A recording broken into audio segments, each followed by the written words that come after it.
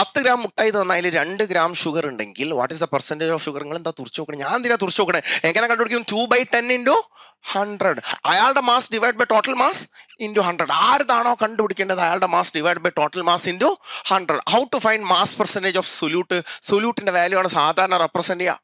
അങ്ങനെയാണെങ്കിൽ how to find mass percentage of solute? Mass of solute divided by total mass എന്ന് പറയുന്നത് എന്താ? Mass of solute plus mass of solvent into 100. ബുദ്ധിമുട്ടുണ്ടോ? ഈ equation ആർക്കും പ്രശ്നമല്ല എന്ന് ഞാൻ വിചാരിക്കുന്നു.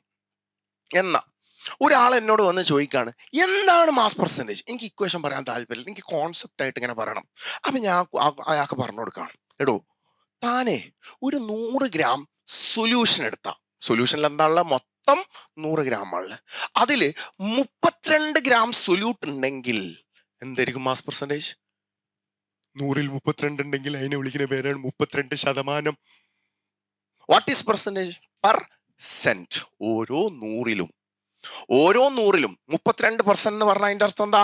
ഓരോ 100 ഗ്രാം എടുത്താലും അതില് 32 ഗ്രാം ഉണ്ട് എന്നാണ് അർത്ഥം. So what is mass percentage? 100ൽ എത്ര ഉണ്ട് എന്ന് പറഞ്ഞു തരുന്നതാണ് mass percentage. What is the definition of mass percentage? It is a mass of solute in gram present in 100 gram of the solution.